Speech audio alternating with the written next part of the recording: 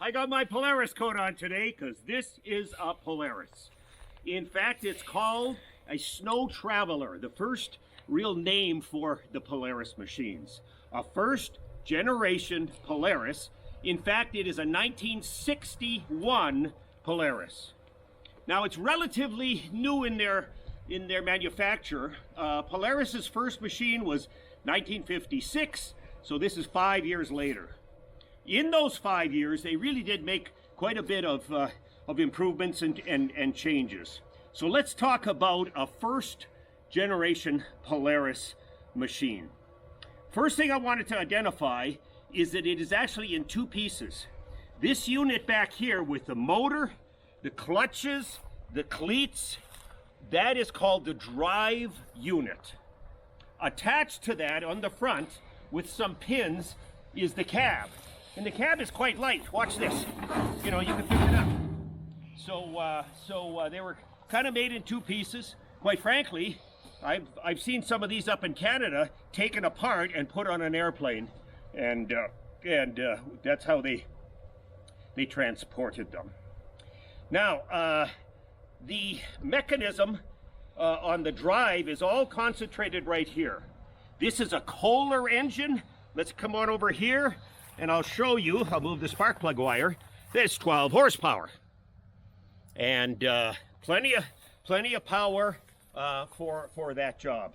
Now come on, sweep around this side, and you could see more of the drivetrain without the guards. This is a centrifugal clutch. Once the motor is going fast enough, it drives to this jack shaft, then these chains, and down to there. So this is, some of my friends call this a barn cleaner. If you're a farmer, you know what I'm talking about. And this is what provides the locomotion. These wooden runners, basically provided the flotation. These machines were used in this era as work vehicles. This really wasn't what you might call a recreational vehicle. Rather, it was used for work.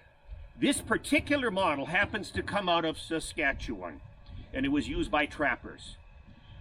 Fishermen would use these, ice fishermen in the winter time. A lot of these units got used by utility workers, running up and down, checking on the power lines, something of that nature. So this was a workhorse, a utility vehicle. Now let's now zoom in on the cab section here. I love this steering wheel. Isn't that amazing? And instead of a throttle, whether you would use your hand or your feet, this is, in fact, it says forward, but it's the carburetor. The farther forward, the faster you go. In some instances, you might find yourself on a hill where you have to brake. This one is a fancy model that has a push brake as well. Right here is a switch, and that's controlling your ignition and lights. Come on around to the front, and bingo! Look at the lights turn on. So this is able to get you around. Now I'm going to draw your attention to this decal here, or this sticker. What in the world is that? Actually, I looked it up. That's Parks Canada. This was a sticker that would allow the user to enter the parks. Now, let's go over here and look at the badging. Polaris Star, this was their corporate logo at the time. Sno-Traveler was the name that they gave the model name.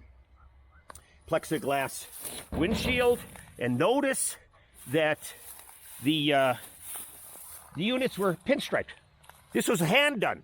That's not the correct way to do that is pinstriping. And I wanted to emphasize that this is a very, very original, not original, correct restoration. Correct, meaning they didn't just skimp and buy pre-made pinstriping. This is a carbide, another deluxe feature that gave you better steering control. All right, and what else can I mention about this thing? some people have asked me, what in the world is this for? This is a kind of a funny contraption. The truth is that there is to be a cable that runs down to this part right here. Now, so let's say you're in the woods, you're trapping, and you get into a big snowbank or you get stuck. For whatever reason, you're stuck. This traction unit, because it's heavy, will dig down and leave the wooden part up. All right? So this thing is down in the snow.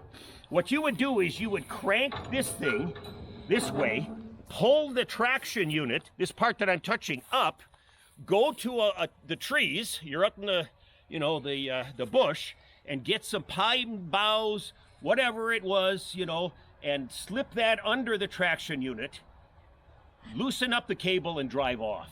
So it was a way to get unstuck when you're out in the field.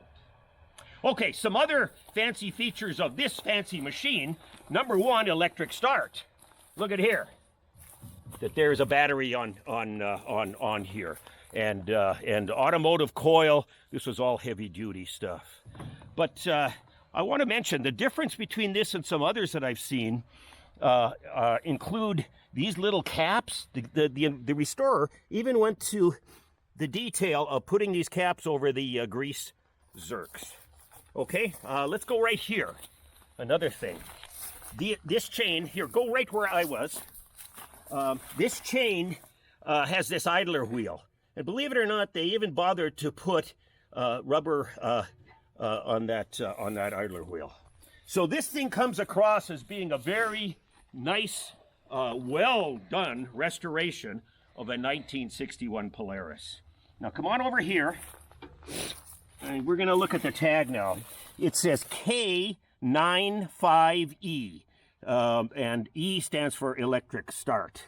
And the first letters of the serial number are 61. So that designates it as a 1961 model and of the KE95 series. Another thing to talk about on this machine is two gas tanks. The Kohler motor came with a gas tank, but this backrest is also a gas tank. So you can see that it can be fed from here or here. So long range. And to start it, you're simply going like so. There it is. 1961 K95